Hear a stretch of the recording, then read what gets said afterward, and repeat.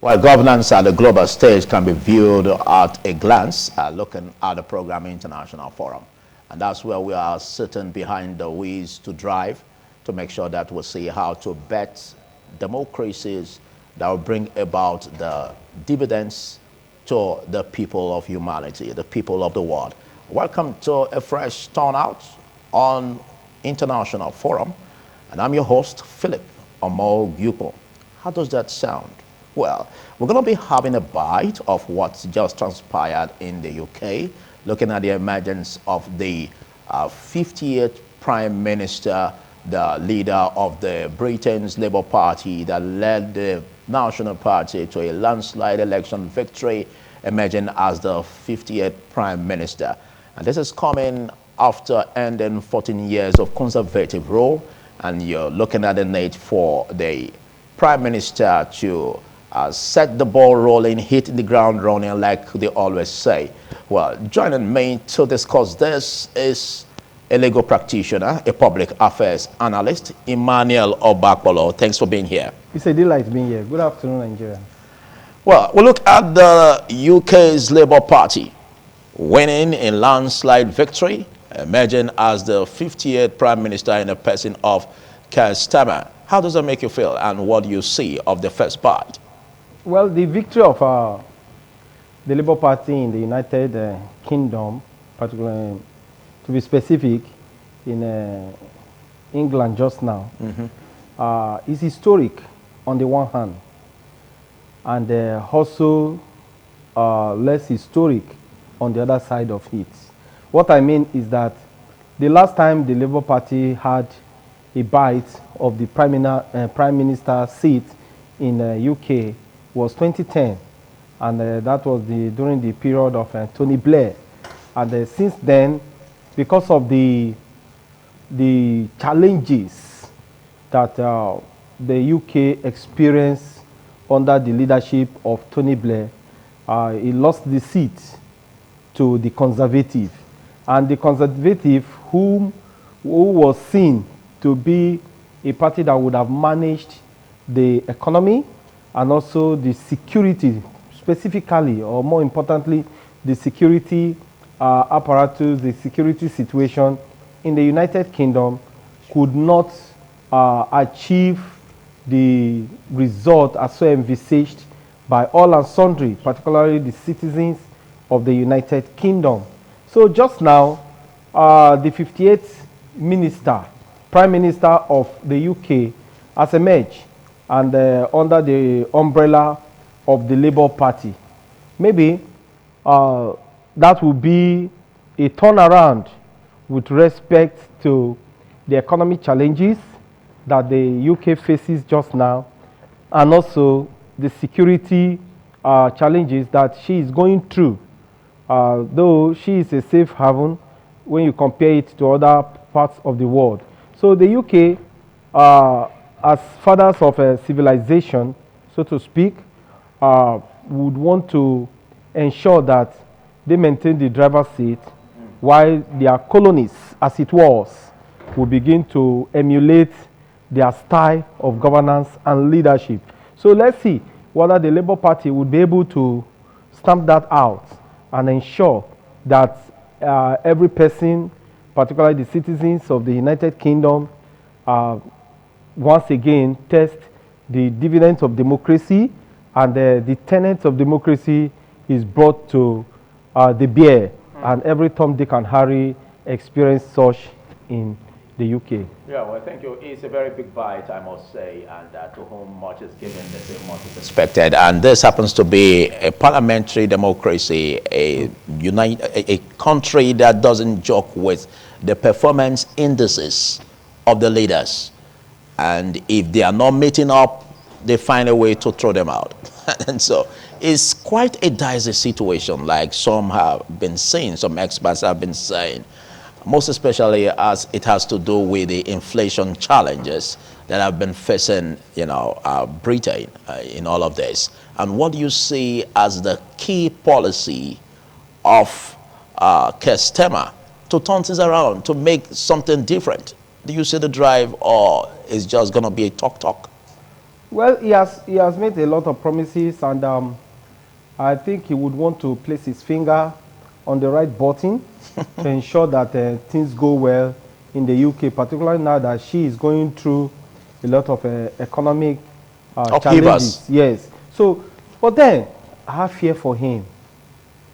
My fear for him is that whether he would be able to surmount some of those challenges. Because if you look at the UK just now, our economy is not as viable as it used to be. And that would be a kind of temptation to some of us to say that colonial lords, as they were, used to depend on their colonies for the growth of their economy. And just now, if you look at the colonies themselves, they are beginning to face a lot of challenges. And particularly here in Africa, you see a lot of challenges. You see misrule, you see misappropriation of funds, you see other things. And also with the what police, as it stands now, just now, the INT'L, so to speak, where they try to discourage some of those colonies who engage, the leadership who engage in trying to dry up their own country, so to speak, or state, and take it elsewhere to cause development there. So with that discouragement, it has a U-turn, some sorts, to also affect some of those so-called big powers, or world powers, as they call them. So the economy of the United Kingdom, I do not think, for one, with the present indices that we have seen, the inflationary indices that we have seen, that he would be able to do the magic. Well, I think a whole lot is expected in that direction. Just like he is also, like you said, putting his hand on the red button. I like that phrase. Now, let's look at what he said. I was going through some of his notes, and where he said he's going to be bringing about £8 billion in a year from taxation. And you know how that feels like, because though the workers have been promised that there's not going to be huge taxes on them, looking at the need to preserve the welfare of the workers, because if you touch that, that could go upheavers to heavens. Only God knows what will happen if he hears the cries of the Britons in that regard and residents. But let's look at having the taxation, as in bringing up taxes on businesses, on companies, in order to get it right in terms of the huge task ahead. Isn't that also a very easy way, to do the magic? Like you said, you don't think he has the magic wand, but that could be a very easy way to bring about development in a U-turn. That is even the springboard to my fear the more. Oh. Because taxation just now, though it appears that the trend to economic development, as some economic experts is to raise taxes, have suggested, is to raise taxes. But then, who are they going to raise these taxes from?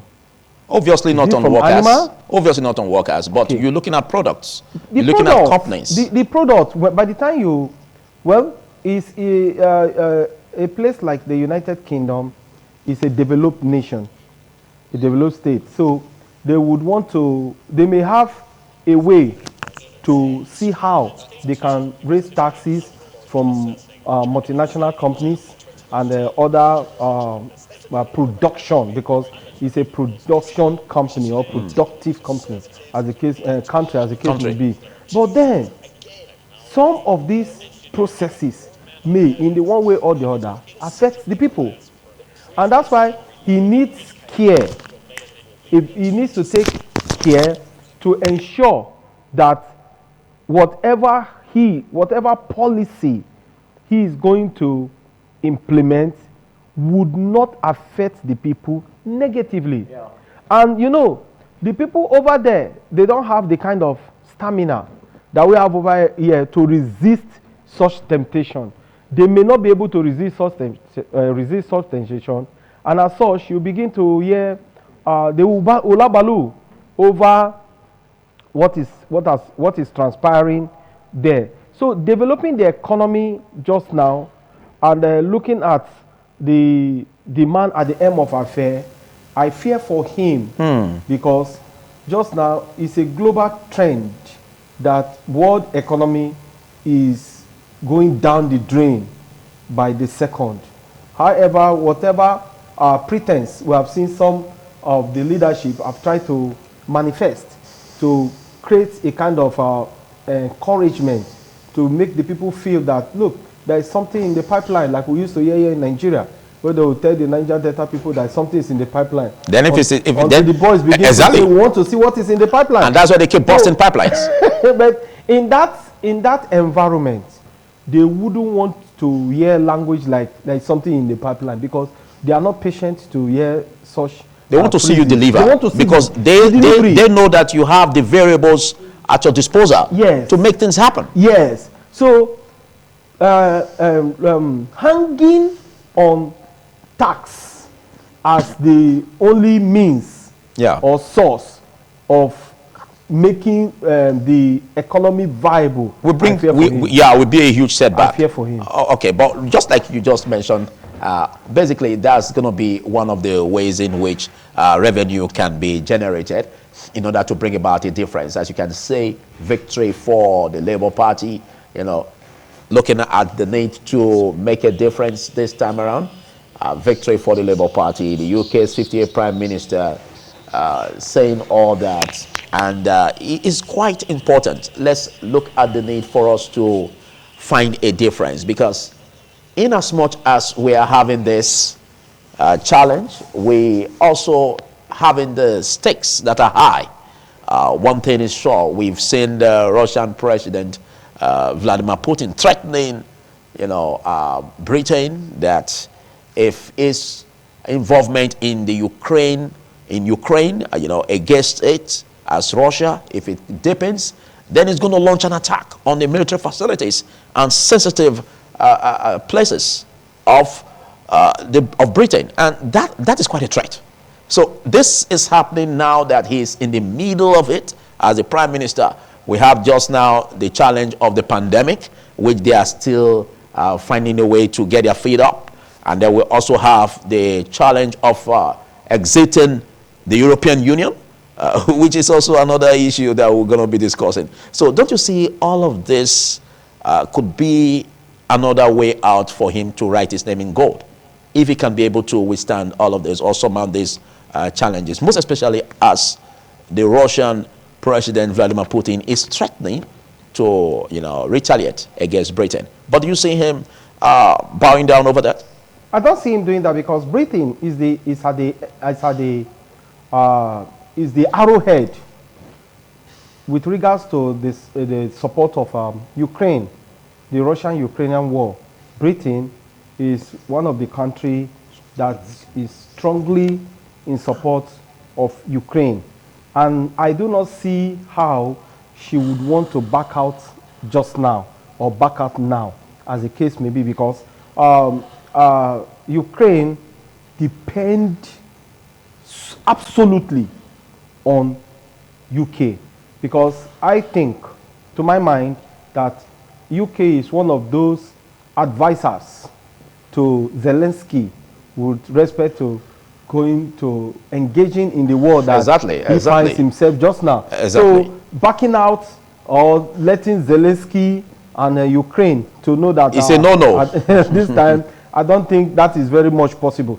And that is one of the challenge that the new prime minister is going to face with, because already they have a punctured economy. Then you have the pandemic, which they are also which door is picking up. Yes, which door is picking up. They are battling to come out from. Then they are also surrounded with a lot of challenges, even with security challenges. Though they have these institutions and style wherein they would want to cover up some of the security challenges they are going through. But if it has to do with a third world nation like us, they would want to blow it up so that the whole world will know that something is happening somewhere in Africa. What you mean is that they are discreet? Yes, that is just it. So the challenges there are so huge, and it has affected the economy in so many ways. So the man now coming, like we will use here in Africa, say, okay, I want to set the ground running. He has a lot of work to do. Yeah, even so though for him to achieve the result that the people anticipate from him, then his team must also be a very strong team. Okay. Because he's not going to work alone. He's going to work with a team. So the team may be the decider of whether or not he's going to succeed. Okay, even though you say that they've been hit by some challenges in the economy and being faced with inflation, though they are picking up, but even when they were worse, it wasn't as if they were in compared to the third world countries, you know, where a whole lot of people, you know, move from even to their own country, looking at the need of having a stable economy. Now, in spite of the inflation rate, you still find them being able to, you know, coast along, and is seen as the one of about the most developed democracies of the world. That is Britain, is seen as one of the about the most developed democracies in the world. Now, looking at the style, looking at even the zest, the encouragement, the enthusiasm to continue supporting Ukraine. And even at present, the Prime Minister is hitting Washington today for the NATO's 75th anniversary.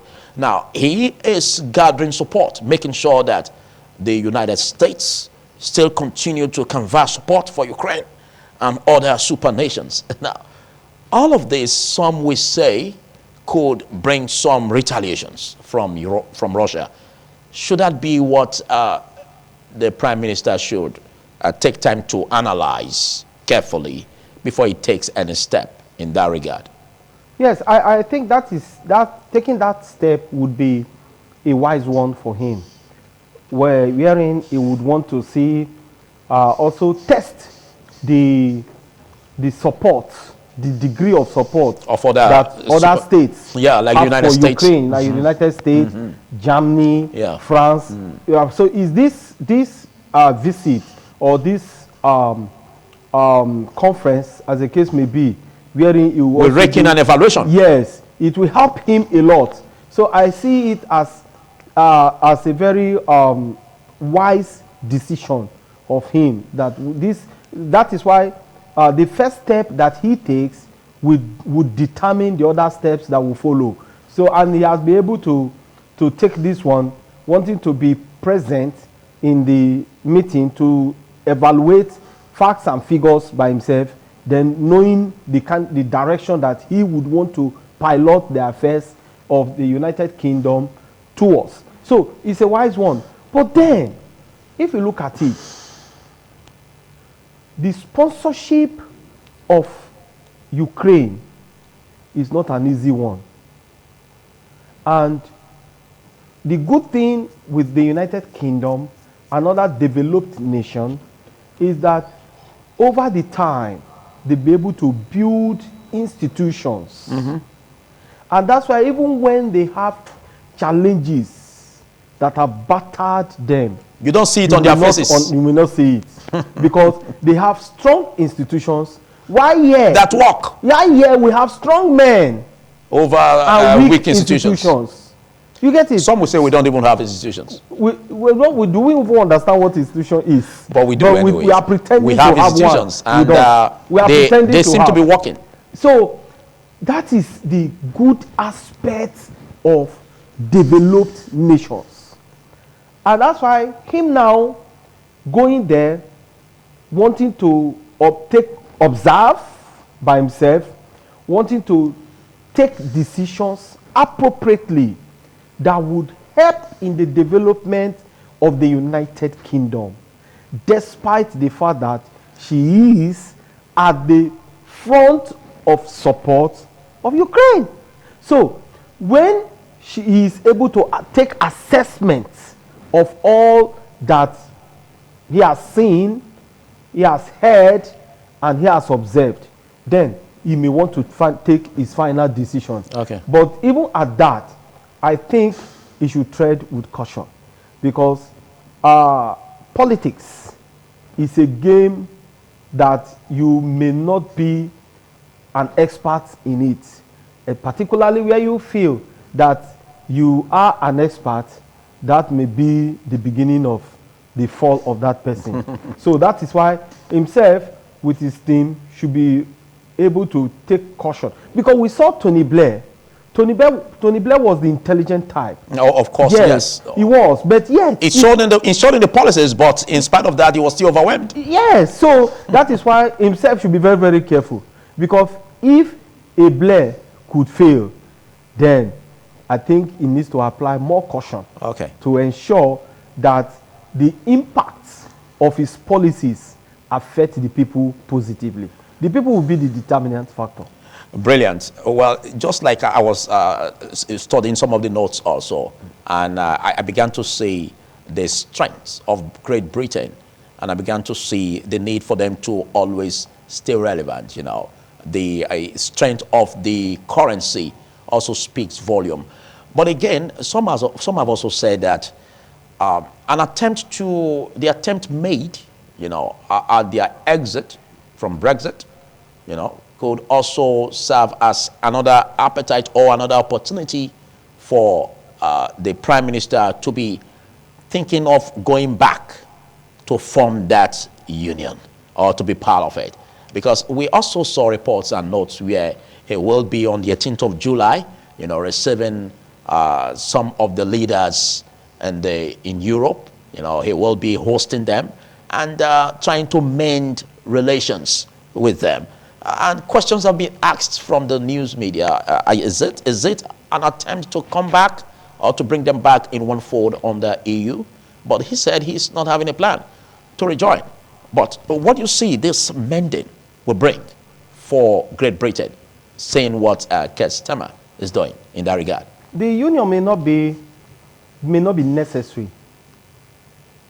but the brotherhood, or rather sisterhood, in that axis of Europe is needed, wherein they could discuss about their economy, they could discuss about their security, because looking at the trend of insecurity now, particularly that the world is now faced with terrorism. Terrorism is one of the factors of insecurity in the world. And that is the singular reason why you see Israel engaged with Hamas, the Israel-Hamas conflict. I don't like calling it the Israel-Hamas war. I prefer to call it the Israel-Hamas conflict or crisis, because it is, for me, it is not really a war. Well, there's crisis in war, there's conflict in war, but maybe you don't want to have that picture of what war situations are like. No, I don't want to have it. I prefer to see it. But it seems you are running away from the truth. It seems you are running away from your shadow. Crisis may develop because your shadow is behind you. No, crisis may develop into war. Okay. But crisis can also not develop into war, because giving it that status of war, having it, you make it look like it is between or amongst states. But we have just an organization, though we know that some states are behind the sponsorship of that organization. Let me not deviate. I get your point. No, you're not. I get your point. The union may not be necessary to my mind, but the participants of the sister states in terms of security, in terms of economic development, I think is needed at this time. And that is a wonderful step that he may achieve, going by his decision just now to ensure that they come together to see how they can discuss things and probably look for a way to execute some of the policies that they may have in their mind, and ensure more so that these policies impact the people positively. So it's a good one. But then when you look at coming together, it also involves some policies that we may resort to spending. Exactly. So now the question will be, where will the money come from for us to ensure that we are able to meet, we are able to implement policies? And it seems to slow down decisions. That is another thing. So it's going to be, it is going to be an Herculean task for him and the surrounding sister states that would want to also see that, because Britain is the big sister there, that is like the hen that protects the chicks. So now that we have the person of Starmer to see how Britain will maintain a leadership position in that part of Europe, and also probably in Europe, because when you look at we were told some time ago that Britain is the springboard of civilization. So though we were later taught in African people and culture that civilization started in Africa, but the Western world wouldn't agree with you that civilization indeed started in Africa. Instead, they will say it started with them. So but then when you look at the situation, I always try to consider the status, the economic status of the world today. All right. How has the world been battered economically? How has the world been able to ensure that she comes out from the economic challenges it has? But if you look at it, there is no agreement, there is no unity with respect to seeing the world coming out from that. Thank you. Instead, individual states try to see how they can promote their economy to come out of that. I admire your mastery on this topic, and I'm going to make good use of it by extending the frontiers of this discussion after this break. And that's when we're going to be making very, very good comparisons, because I like comparative studies, most especially, you know, as an African and a Nigerian in particular, that we are. We would also be using this as an opportunity to open up policies in the Western democracies. How is it like in the developing countries of Africa? So we're going to be doing that after this time out. Do stay. Thank you once more for being there. And my name is Philip Omo-Gukman, is International Forum. And I still have my guest with me, Emmanuel Obagbolo, a custodian of the law. Thanks for sustaining the conversation. At this point, I like making comparisons, you know, because we look at the need to have some of these bite of the policies and the styles of democracy in, you know, such a developed Western country. It brings a whole lot of heaven's breath if we can have such. Take, for instance, the Labour Party of Great Britain. And if we have a Labour Party in Nigeria, you know, and it embarked on an election to produce the president for 2023, but as the people would have it, they threw their vote and cast their vote for the All Progressives Congress. But what I'm trying to fetch out here is the style of leadership in such a Western democracy. They don't have, I don't know, but it seems they are not ruled by tenures. If the prime minister is not doing the needful, they are saying that every day, or let me say every second, they are seeing the indices of his performance. If he's underperforming, then they are making efforts to make sure that they do the needful to take him out and then put somebody there that will do something. Now, to them, they don't have time to waste when it comes to having the micro and macro economics to bring about better living and to bring about, you know, a better economy for Britain, for United Kingdom. Now, can't we have a resemblance of this? What is happening? We cannot have a resemblance of it because we do not have political culture. Oh. In the Western world, they have a very viable political culture. How many times have you heard that a Mr. A in Party A decomes to Party B? You don't hear that. Okay, you mean we don't have we don't. Political ideology? Yes, we don't. In our political parties? We don't. We don't have political parties. Over the time, I've argued that what we have over here is gang of men. We don't have political parties. And that has been the bane of our challenges. Because when you look at Britain just now, We saw how trust was removed. Okay. Then Richie Sunak came in. Then now he has also left. Yes. Then another man is taking over the mantle of leadership. No time waste. And there is no, the heavens didn't fall. But over here, we have a lot of factors that contribute.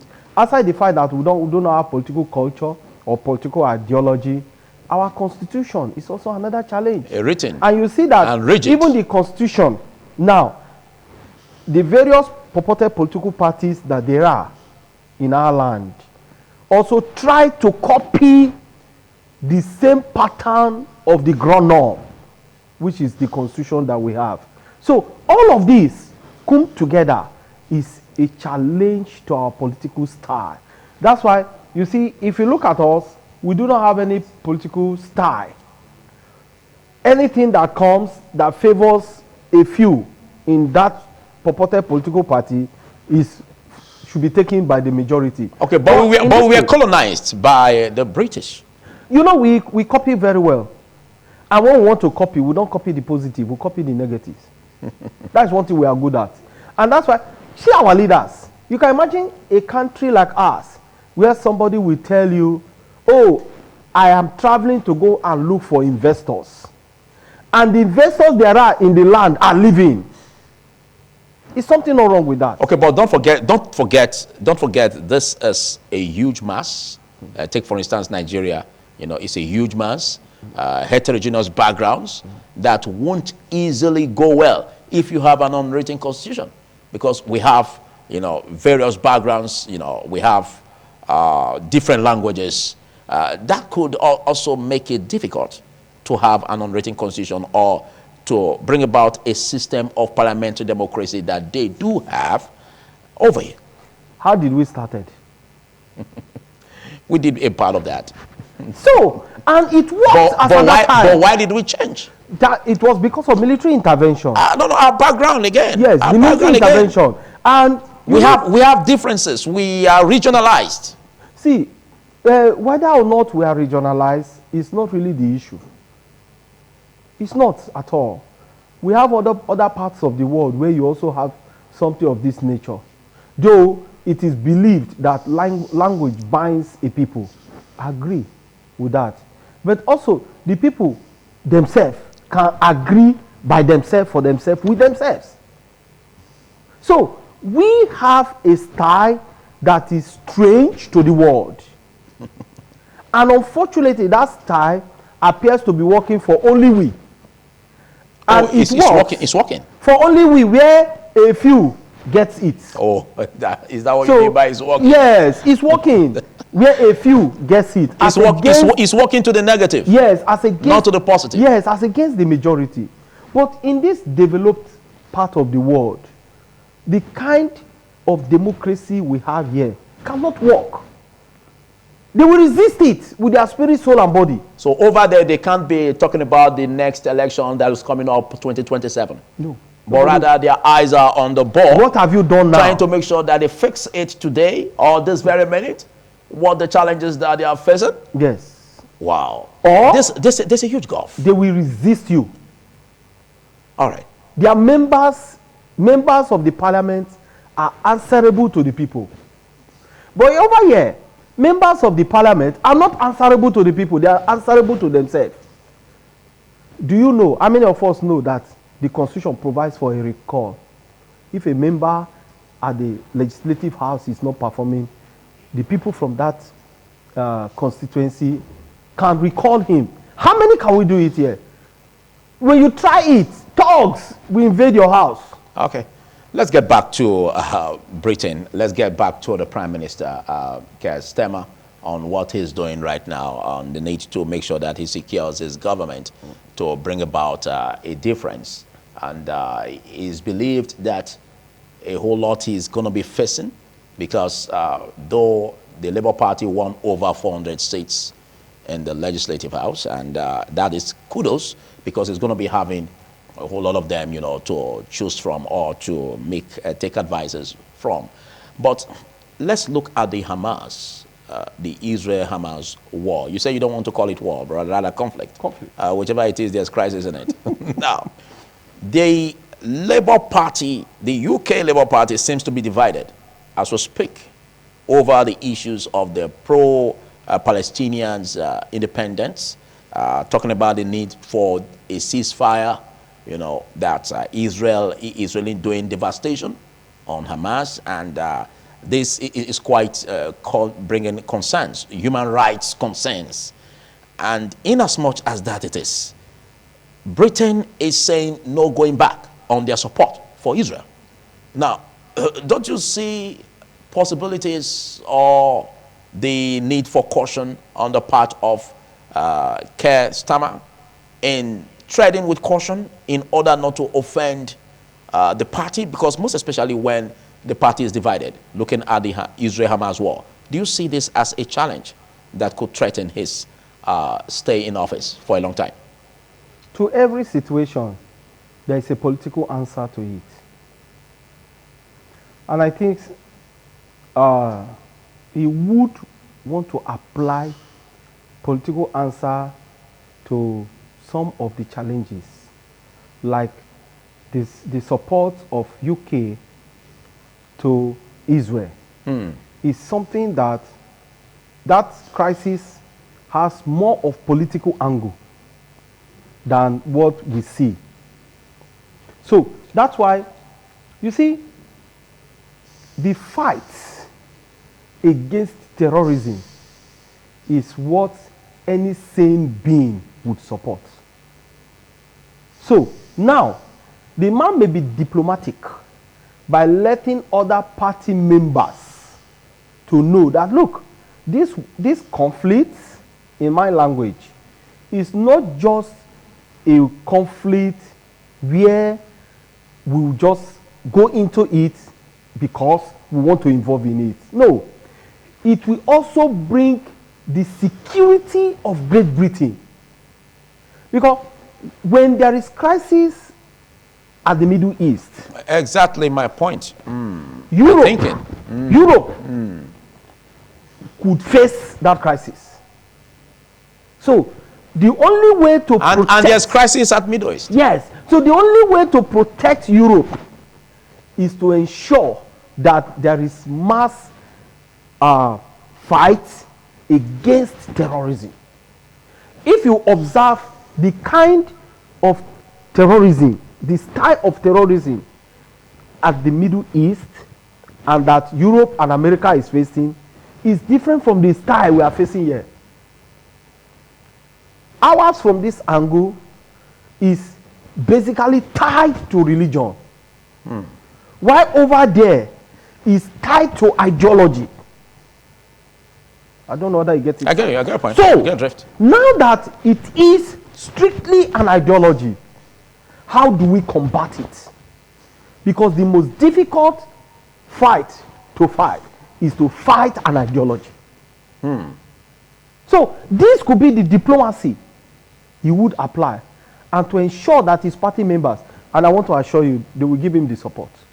Oh, well. Because by the time he's able to convince or confuse or both. A lot of lobbying is involved or will be involved. Yes. Because it's one thing for you to embark as the prime minister. It's one thing for you to embark on this culture of never saying never to, going back on your policy, on supporting the war against those who are seen as terrorists. But it's another thing for you to also process the financial involvement in spite of the inflationary crisis that your economy is battling with. Now, this is an economy where we are saying that has been going through the testing waters. And for you to, process a fight or a war or to support a country, you spend a huge amount of money on that. And so don't you see that as a big challenge? Because at present is in Washington, and I believe with what they are doing on the 75th anniversary of NATO, they will basically be canvassing for support and to make sure that America, United States are still with the UK in the Russia-Ukraine war. Now, don't you see all of these wars as or conflicts as capable of also crippling the economy. It is. And that is why just now Europe is facing a lot of economic challenges, because the Russia-Ukrainian war has a negative impact on Europe. You know, Europe basically depends on gas. And Russia is blessed with that, while Ukraine, on the other hand, with wheat. Okay, what So, Europe needs, the enemy has. So you see, the economy must be impacted. Okay. Positively or negatively. But what Russia doesn't have, the enemy also has. That is the good part of Europe. And so that why the wars? And that is the sisterhood in Europe. Why the ego? Because they see terrorism as a factor that may break or penetrate into their sisterhood. So what do? We need to combat it and ensure that even if we cannot eliminate it, we should reduce it to the barest minimum. And that is the war.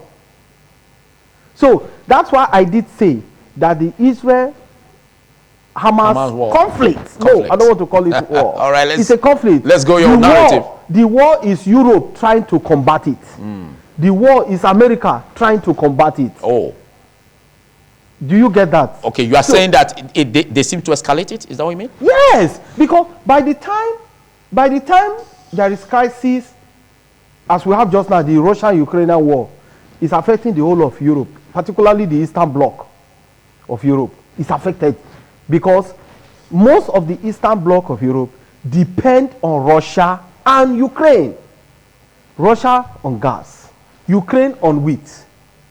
So now that these two brothers are at war and they have something that every one of us depend on. Exactly. What do we do? Beautiful brothers.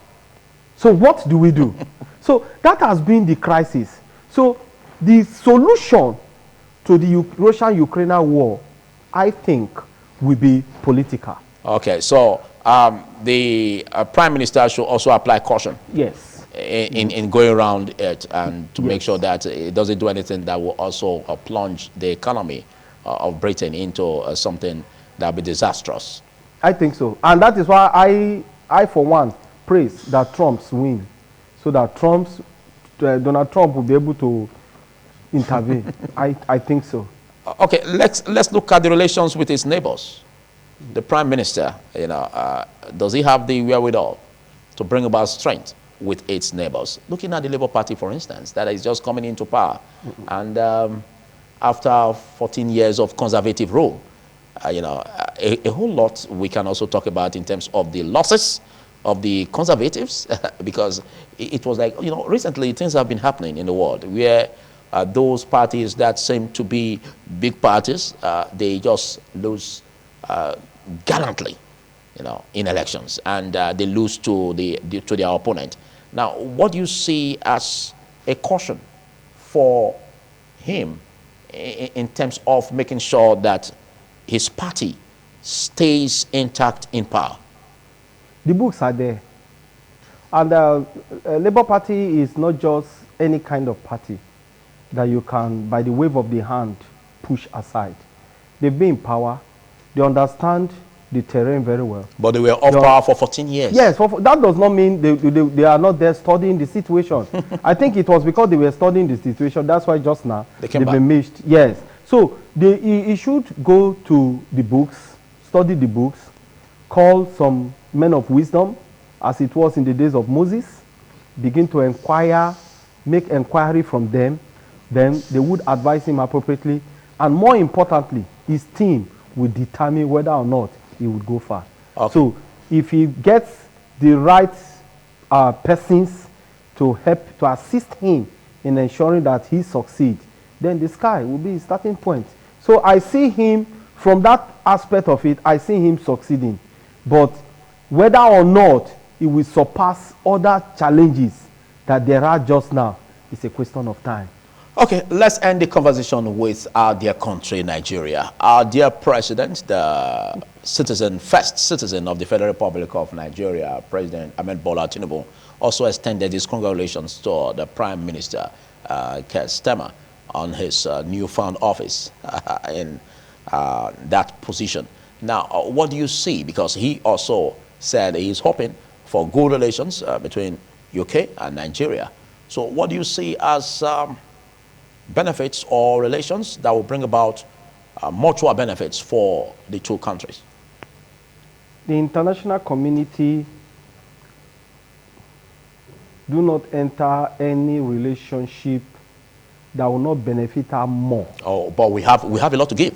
I don't know. Don't forget we have oil. I do not or think, is it dwindling? I do not think that. I do not think so. We have gas. Because I do not think whether we have natural resources. They will just come here, tap our natural resources, and at the end of the day, Africa is tend to be the poor of the poor. The poorest of the poor are Africans. Then Africa is a dark continent, as they call it. But don't forget, don't forget they benefit a lot from Africa.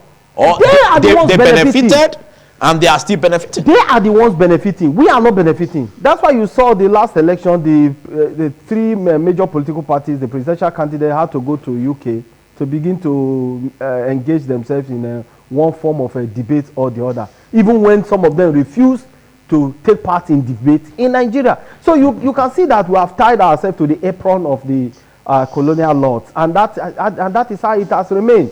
What the germane question would be, what have we benefited all this while?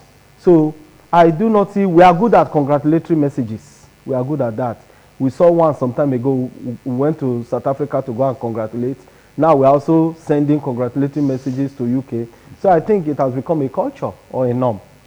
Okay, when you say that there's nothing that we are gaining in return, don't forget the fact that we can't but also talk about the benefits that we get. What is the benefit? Most especially when it comes to, a lot of our citizens, moving for greener pastures, and then coming back. And then coming back and reinvesting that in the country. Now we have citizens scattered abroad. Or you call that brain drain? Is that really a benefit? The situation I can describe, I can use to fit in that scenario is when the Bible says you see slaves on horses, or servants on horses, and priests on foot. That is the situation. It's a sad commentary. It is. A sad narrative. It is. Big thanks, Emmanuel Obakbolo, for taking our time to be part of this conversation. Well, that's where we call it a wrap, and don't forget to join us same time next week on International Forum. I am Philip Omo Gupon, and I'm saying goodbye.